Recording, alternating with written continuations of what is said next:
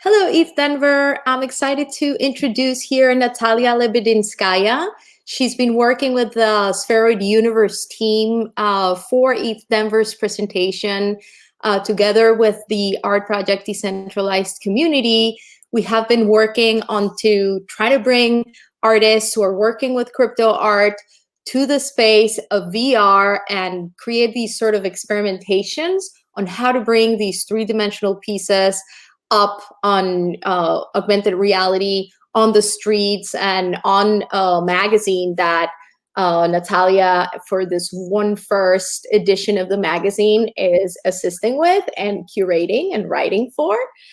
So I'm excited to talk a little bit about AR art in public spaces with Natalia.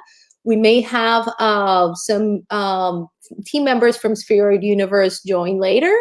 So keep an eye on that. This conversation is going to last 50 minutes, and then we're going to have a second round with the Spheroid Universe that runs from 10 a.m. to 10:50, another 50 minutes.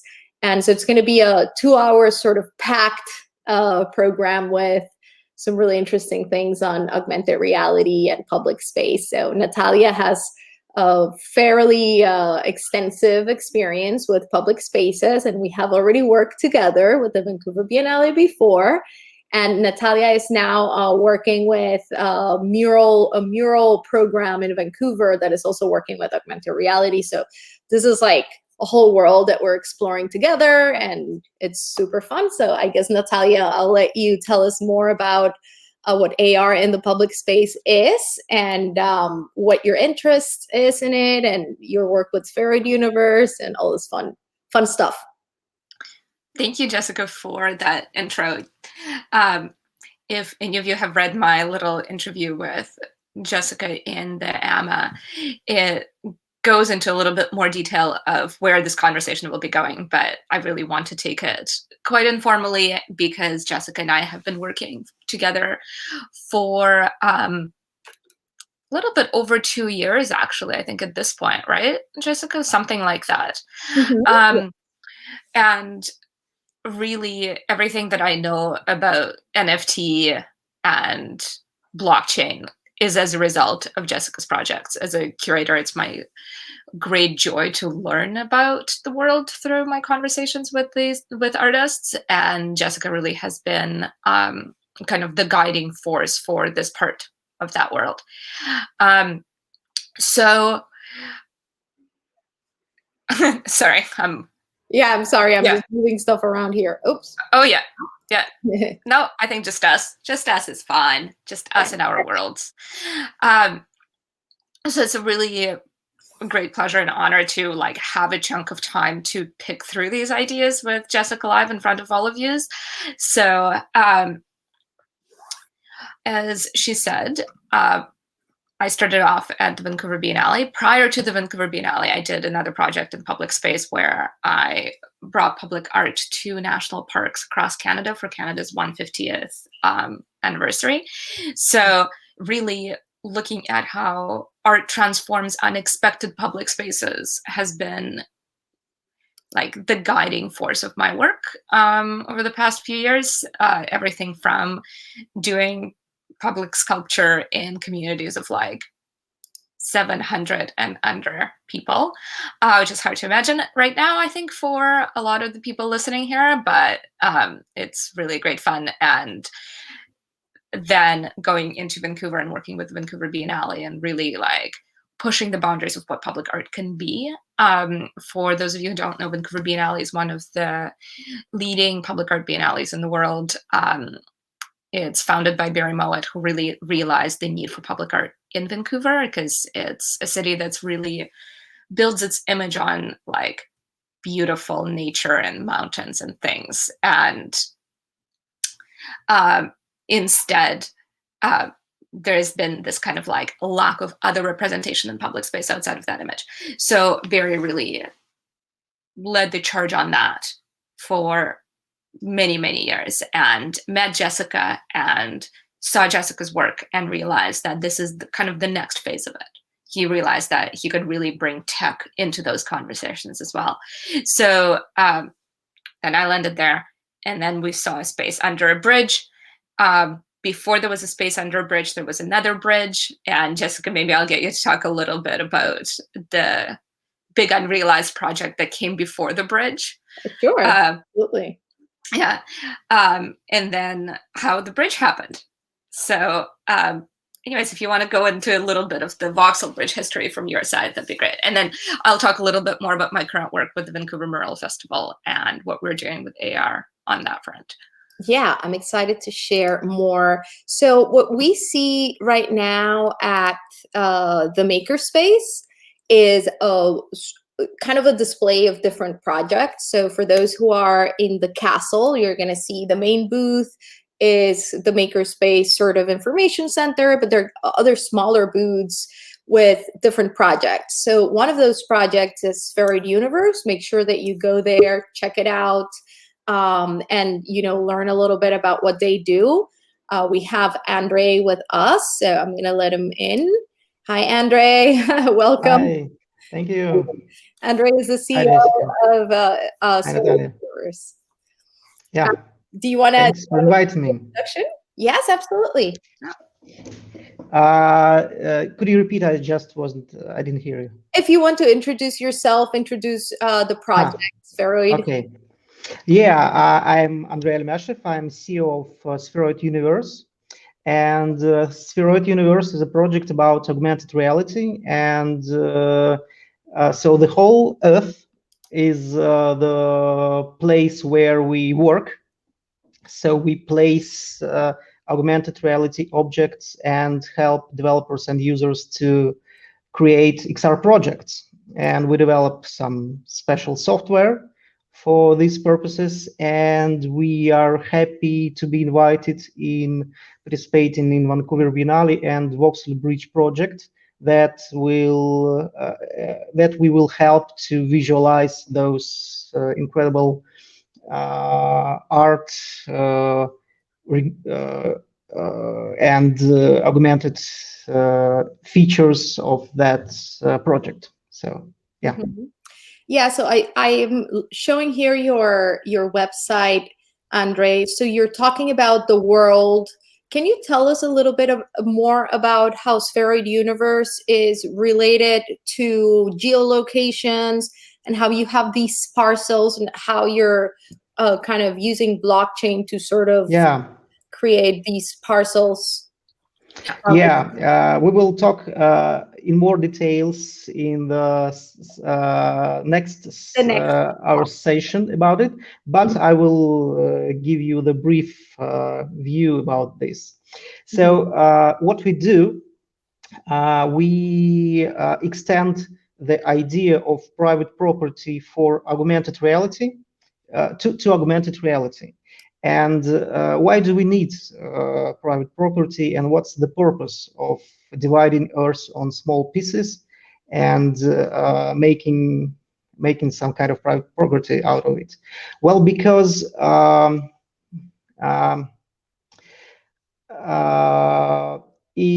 augmented reality is the next technology that will impact on our life a lot like internet already did. And so there is a problem. There is a technological problem with with placing augmented virtual objects on the particular space. And the problem is about positioning those virtual objects very accurate.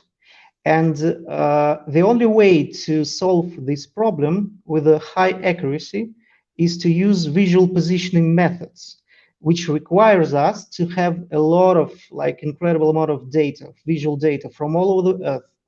And that amount of data is only possible to for IT giants to gather.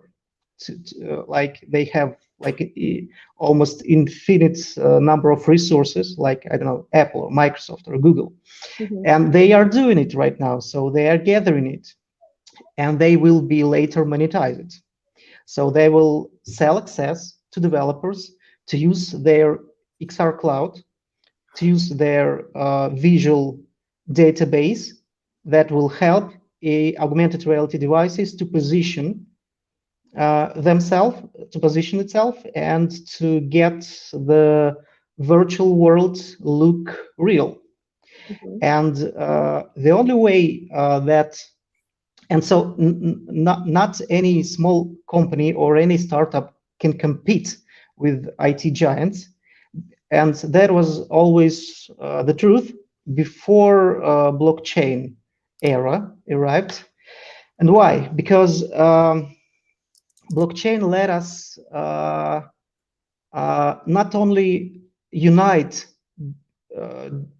many people from all over the world, but it lets us to reward people that work together on a project of gathering this data, and we use spaces as a reward for those who help project to gather this visual data.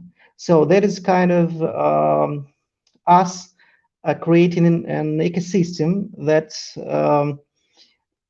will help all the developers from all over the world to create this XR cloud, this common visual database, and so they will be able to monetize it. Not like IT giants that always do it, but they will be able to monetize it. Also, regular people will be able to do so, because those like users of the software, like me and you, or any other user. So those who help us crowdsource this data, who help us get these images from all over the world, will be part.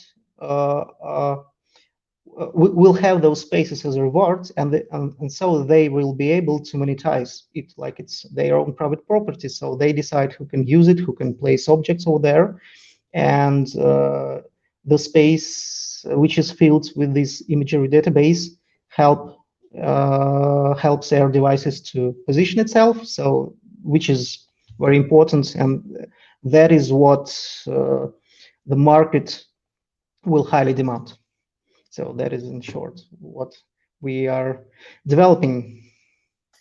Very cool. Yeah. And it's really great, I think, for artists to be able to tap into such technology that you're building. And I think that's kind of what brings you to this conversation about augmented reality art in public spaces. Yeah. I guess I was thinking to ask you, what is the value that you see in art that is making you sort of work with artists? Where is your interest in working with artists? Well, we believe the technology of augmented reality is like crazy for the artist, because it makes it removes all the barriers for an artist to create and visualize any of its like fantasy or its like thoughts, because for example, you can create a giant 3D object that can be like, I don't know, 100 meters, and that won't cost you nothing. I mean, you don't pay for materials. It looks absolutely real. You don't have to talk with, I don't know, cities and ask for a proof to place it. You are free to go. So there is no limitations at all, and that is what makes us think that this technology is very, very cool for artists, and it has bright futures. So we are very thrilled and interested, and we like it. Yeah. That this technology is very, very cool for artists. For you, Natalia, this is where you fit in here, because Natalia has this extensive experience with working with cities, with working with permits, with going through this whole process of putting together these massive pieces. So it's really nice to be able to see this sort of comparison between this virtual form and this physical, and now seeing them sort of meet. So, well, and that's what I'm really interested in. I'm very interested in these meeting points. So as I was mentioning before, like my first foray into public art was bringing artists who normally work in like, you know, giant cities and galleries of international reputation into like a community of 300 people in the middle of a national park. And like, what does that kind of slight surprising disconnect mean? And then here I'm listening to you talk, Andre, and I'm thinking of like, okay, but in order right now for us to realize voxel bridge is when we're having to work through still all of those same like limitations of working within public space. But I think it's a question of to what end, right? Like, so to think like you could be going through all of these hoops in order to realize something that is like solely for yourself, like, I don't know, a statue of a giant chicken or something. But instead, you're going through all of these hoops so that you can remove barriers to entry for other artists. And Yeah. I think that's where those moments of collaboration really come in between what we consider to be like traditional forms of public art and then these technologies, because it is artists at the forefront. So it is really artists leading that way and then coming at like developing the models for making it work. And developing models for making it work for other artists. So Jessica, actually, if you want to talk a little bit more about how the AR integration came to be as part of Voxel Bridge, other than Barry just saying, but where's the AR over and over again? Because in the beginning of this project, it was really our Vancouver Biennale's founder, who is 75 now, and like came across AR at some point in the past few years and was like, no, this is where you need to be going. So when we suggested this space to Jessica, it was really, the AR integration was kind of part of the vision for it. And without giving away too much, I think that like original name for the project, where it was about energy flow, really comes into play, as well as like bringing all of these artists' energy to this very deeply underused public space in Vancouver. So, Jessica, if you want to talk a little bit more about how Voxel Bridge came to be, that's great. Yes, definitely. And I think talking about this will give our viewers some context on why we're here together, like who we are, and why I want to talk about the subject. So I started, as we mentioned earlier, working with Natalia about 2 years ago on how to bring some of my art pieces to the Vancouver Biennale. So my work takes over architectural spaces, mostly interior spaces, with perspective sort of effects where you feel that the wall has been extended or the perspective's been sort of distorted. And this is done by, creating sort of designs of geometrical patterns and shapes on the walls and floors and ceilings. And we've been around kind of talking about what the perfect space for it is. I started first with another idea of doing an actual physical object on a park, and then it just like all morphed into, okay, let's just use this one space. And it was just revealing, just visiting that space, which is the south side of the Cambie Street Bridge. And so let me share what this is about. So as I was saying earlier, all the different booths or most of them at the makerspace in East Denver have a little bit to do with this one project. So this is like the mother project that's kind of the umbrella for a lot of the things that are happening in the makerspace today, which is like really interesting for me to be able, through my work, to collaborate with different teams. So right now, what we want to focus on is our collaboration with Andre and Spheroid Universe and Natalia.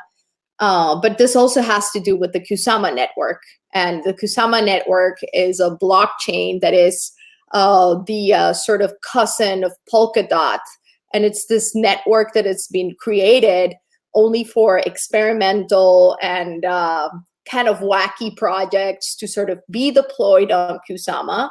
And then if they are successful and they work and everything is, kosher, you just like send it to Polkadot. So that's the purpose of this one blockchain.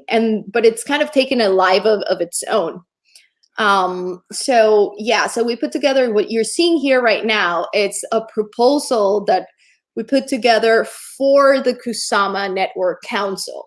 So they work as this DAO. There's a council and there's a treasury, and they are working towards, you know, allocating these funds. So this is the way that I presented the proposal.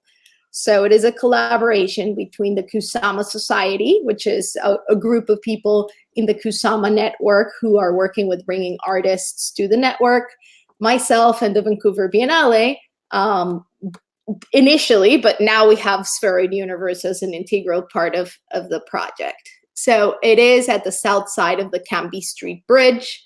And you can see here the actual real location.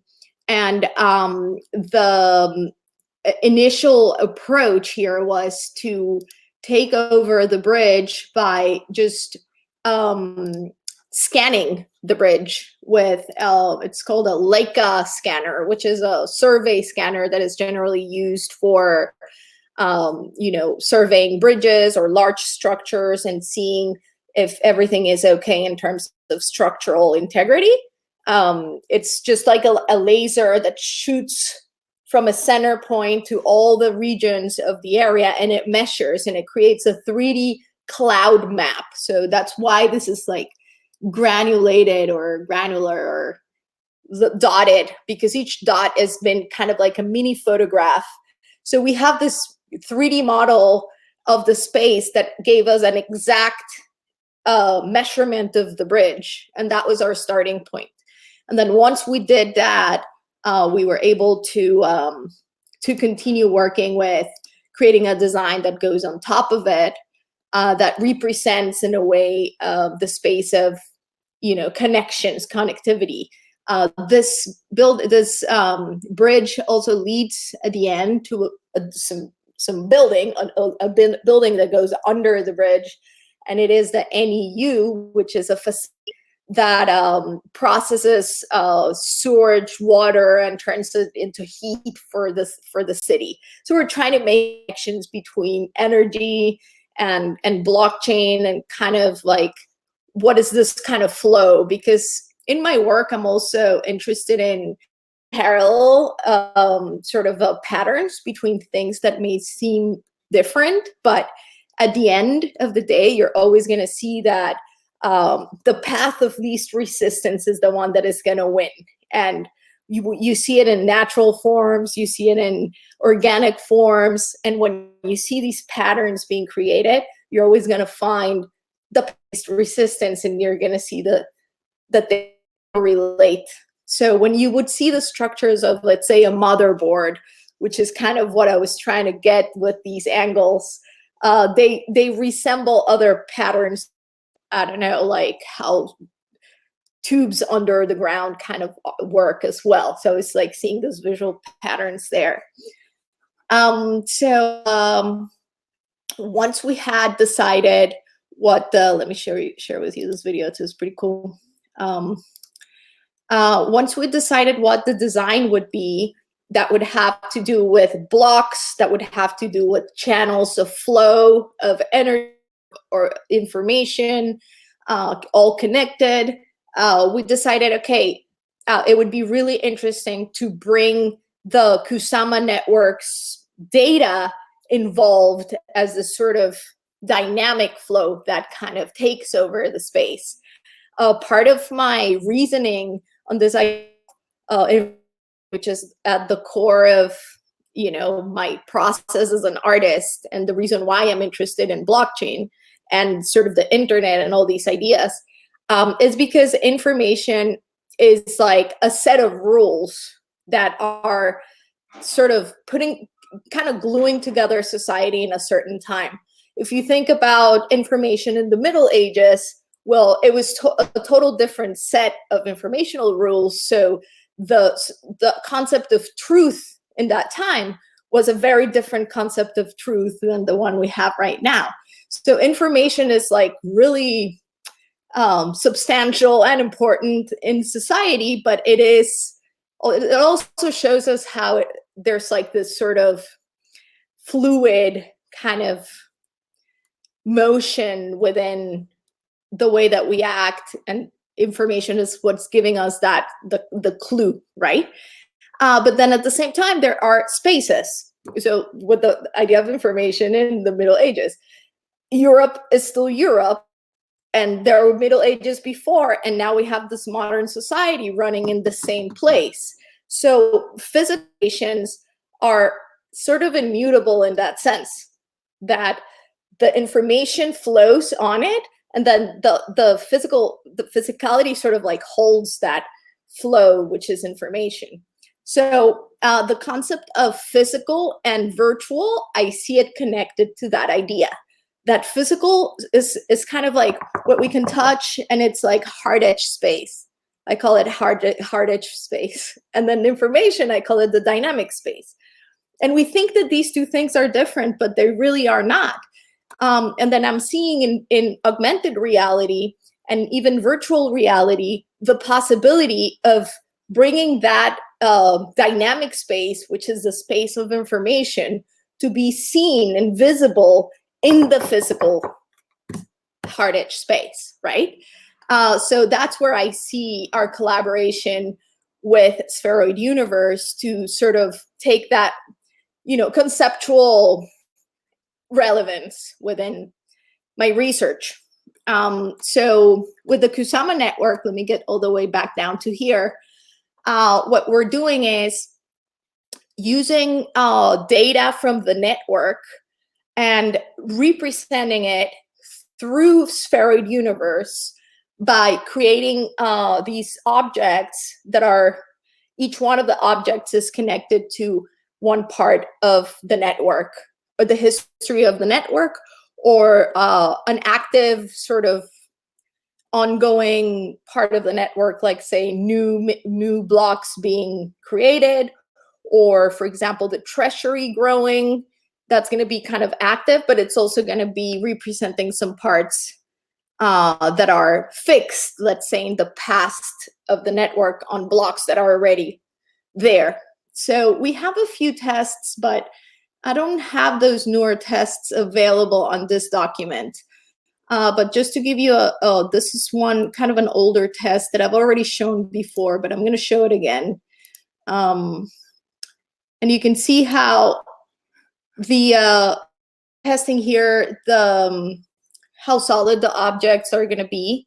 So what we're doing is just bringing new objects that are related to the design.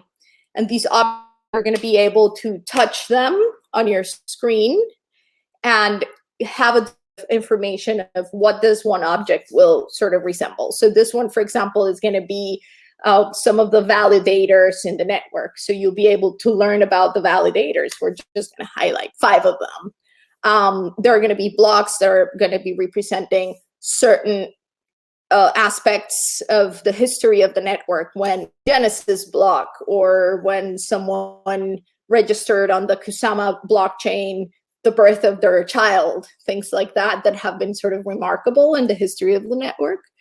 And so, yeah, definitely using augmented reality is going to be, as Andre is saying, it's like basically the future of art, in the sense that you can create these things that would rather be impossible if it wasn't because there's this technology. And not just because, oh, I can build these objects without having to hammer pieces and put it together physically, which is also interesting, but because you really can do things that are impossible to do, like a floating object or an object that you can interact with that is going to give you more information, or, So yeah, so we have this. Maybe, I don't know if Andre wants to talk a little bit more about this, and I can pull some of the latest tests that we've been doing. Well, I'm just going to jump in for like a second before that, because when you were talking about the hard edge space and the information filling this hard edge space, and like Europe is still Europe, it reminded me a lot about like work that has been going on about questions of memory in public space, and generally like questions of kind of like soft information that inhabits public space, that the hard information often is used to either erase or make invisible, or like just kind of layer over into the point of kind of a form of collective gaslighting, or that didn't happen here. And how I think AR and technology is actually overlaying something that is already in the cities. Like, it is already in those places where, even though it seems like, okay, you know, those buildings are there, those histories are there, and then you're putting something else into it. But I think what you're putting it into it is a much more complex container, if that makes sense. Like that, and I think that's where a lot of that richness is because it is already how we perceive public space. It's just powers that be, whatever they may be, spend a lot of time making it appear as if it's a hard edge space. But I think it's not actually a hard edge space. I think it is a space that is filled with memory, with information, with collective memory, with personal memory, with erasure. Like the location that we're looking at in Vancouver, for example, False Creek, that is like an extremely overall like an important indigenous site that used to be rainforest. Like you're building this inside a rainforest. And however kind of woo-woo or supernatural, whatever that sounds, but I feel like spaces do remember what they were before. Like that stuff doesn't go away. It's still there in some form. Like whether that is dictating, and you know, on the surface it kind of appears that that's a very kind of crazy, oh no, the space remembers being a forest. Or in my previous work, it was that I talked about how spaces remembered being glaciated. But what I really mean by that is that the architecture is shaped by that. Like the way that the bridge is built, that you're then overlaying this onto, is shaped by what's in the ground. It's shaped by tectonic plate movement because it has to consider earthquakes. It is in this like holding pattern for the next big earthquake, and this question of like, will the thing stand? You know, False Creek, which was a site of a really important like World Expo, which is what really built Vancouver, but that location wouldn't be there if that event did not happen. You know, all of these things, they're in it in a way because they shape the way that the hard edge space appears now. Yeah, so you're going into a very complicated container. Yeah, definitely. I think we're talking about the same thing here. And going back to augmented reality, I don't know, Andre, if you've seen or who did this. I've seen it somewhere in social media. It's an augmented reality piece that it just like goes on cities and it shows a video of the past that matches exactly the place. So it's like, say, I don't know, in Paris by the Eiffel Tower, and it's a really old 1900s building, and the app see overimposed the old video on the actual setting, so you can see like both things happening. Do you know what I'm talking about, Andre? You're muted. Hold on. Yeah, I saw several examples of those. There are several apps on the market and several demos. It's quite incredible. I was always wondering what is the place where I live was looked before, and so in fact, some time ago, some city managers built some small desk on the street and placed some photos, which was like crazy because it's like now I'm living in the city, but just 50 or 60 years ago there was a village and the river, and it doesn't look anything at all like it is now.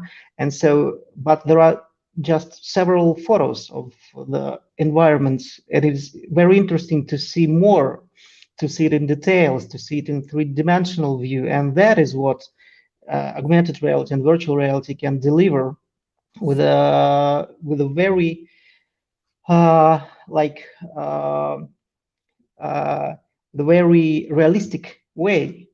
because yes, today and again, yes, today we observe this extended reality with our mostly with our mobile devices that yeah again they become bigger and bigger, but they're still like some screen on your hand. But in just few years, so experts believe that there will be smart glasses, wearable smart glasses that they and those smart glasses will be like powerful enough and cheap enough to become like a mass market product.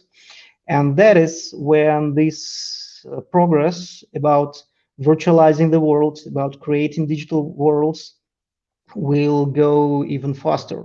And that is really exciting because we see a lot of people and a lot of projects from all over the world creating exciting projects, and many different ideas are coming to augmented reality. And this technology is really powerful to visualize it. Yes, yes.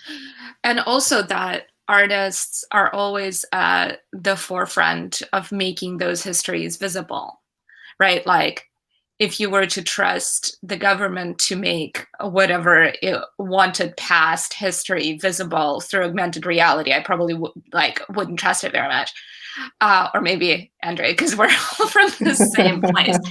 That Yeah. I'm like, I don't know if that's kind of what I want to see, but I do want to see what artists do with it, Yeah. because and kind of being on blockchain and being able to own that space. So I'm gonna like mention the VMF project a little bit, and then Jessica, we can go back to your practice, because it's like a direct link, which is that through Vancouver Mural Festival, we're doing an augmented reality. I'll call it a festival, but it's really just a series of installations. It's like an experience. Oh, what? What is the VMF? Can you contact? Vancouver Mural Festival. That's what it stands for. Yeah. Oh, gotcha. Got it. We're just, because we're doing fewer murals and more like of those like public art experiences, we're really kind of shortening it to VMF at this point. But so the Winter Arts Festival, one of the groups that we've collaborated with is the IM4 Lab that, Jessica, you are familiar from the hashtag Art Project 2020 from the series, which is a lab out of Emily Carr that's focused on translating Indigenous storytelling into XR. So like different understandings of space, different understandings of time, and how that reappears in public space and what that means. So there's a number of artists as part of the Winter Arts Festival that are really exploring these ideas of like indigeneity in public space. And I think there's a lot of room for that to continue to grow. Yeah, I don't know, Jessica, if you want to, I'm thinking, I was just thinking whether we can either just share the link if people want to see it or not. Yeah, I wanted to share the website. What's the website for? vanmuralfest.com. What is that? Yeah, vanmuralfest.com. And then it's going to go into Winter Arts or IM4. IM4. Mm-hmm. Thank you for being the DJ. There's some really cool examples of reality integrated to the murals. And I think that's a really interesting avenue for mural work to sort of break the wall. Break the 2D wall. Yeah, exactly. And like, again, it's sort of murals already have that history. Like they have that history of being a space of activism. They have that history of being a space of like democratic expression, because it is, I like to often say it, it's a very thin layer of paint. Like all you're doing is a thin layer of paint. It's kind of more agreeable than, you know, taking over a whole city with a thing. But even though it's this thin layer of paint, it has this great potential for what people have been lately calling aesthetic force. So like the ability of art to either represent or show or make visible something that is usually present there already. So yeah, so if you go into winter arts, oh yeah, that's what I do now. You had some really cool examples. Where do I go? Winter arts here? Oh yeah, just here. Yeah. Okay. So this is happening right so now. If you scroll up where you just were, I think that's the sizzle reel. Oh, that's the video. Cool. Yeah, that's the sizzle reel. Yeah. This is happening right now? Launches on the 11th. Okay, perfect. Yeah, so it launches later this week.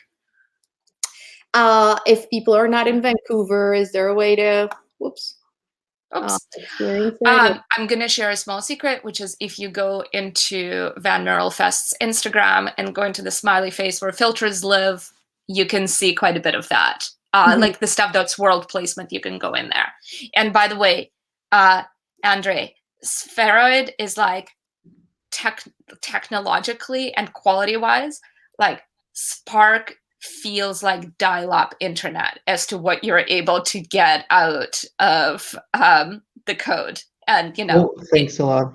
Yeah, it's amazing because it does live in Instagram, which is why we chose to do it, because people already have this relationship with Instagram, and really having that not having to download an app is a big part of it, but they are way behind. So well done. Thank you. Yeah. So one question. So you're saying this is through Instagram to see this AR reality? Exactly. So it's through Spark, which is the Facebook AR platform that they're really pushing right now for artists to use more and more. They're actually doing a workshop with us. The Vancouver Public Library in a bit, but yeah, it's the cool thing is that it's very accessible, and Facebook, like Instagram filters, have been the gateway into public use of AR. But yeah, pushing it further is something that's. We have a question here from our viewers. Yeah, you guys want to go for it? It says, how do you see technologies like edge computing, 5G impact AR and VR? Let me see if I can just post it here. There you go. There you go. I am going to let the tech people answer that because my knowledge of 5G is mostly from the crazy people. So. Okay, well, 5G is a very fast way of transferring the data. So it's like, remember the first internet that was like with, again, dial-up with a modem, and what we have now when we have fast Ethernet. And so this is huge difference. The same with 5G and its impact on augmented and virtual reality. It simply means that you can stream in real time whatever you want. Because now, mostly when you have an app, for example, augmented reality app, you have to choose, do you want to make the app containing all the imagery, all the bundles, all the 3D artwork for the users to have it work like instantly, or but it might become very large, like big one, like several gigabytes, for example. Or another approach, you can rely on cellular network and hope that a user has high speed connection that will allow him to download these objects fast enough to have this good experience. And that depends on the area, and that is something that you cannot control as a developer. So 5G means forgetting about those kind of problems, and it means that you can focus on art, on ideas, and forget about those kind of limitations. Which means a lot. It's like Netflix into AR. Yeah, we're like, yeah. It's like if we remember what it meant to not stream, for those of us who remember what it was like before streaming, and then streaming. I do as well. Yeah. So I remember, hugging the phone line. So it's that's a really exciting way of framing that. we have 5 more minutes, and I kind of want to share some of these examples of AR pieces in collaboration with Spheroid Universe and the Art Project Decentralized Community that are already on the public space. Some of the artists have been sharing those on Twitter, so I'm going to share some of those videos. And I think that is going to give space to introducing what the next talk is about, which has to do with the tech behind it, this mega structures that can be seen. So let me share again my screen here and see some of these examples. These are developed by the artists and by Spheroid Universe. So this is what we've been working on in the past. Let's see, play. I just realized that this is an extra excitement layer for travel when we are allowed to travel again. That you can be like, what are the museums? What are the parks? What's the cool AR? It's really awesome. It's really, it almost feels like in the space, huh? Yeah, that's gorgeous. Those textures, Andre, what? How?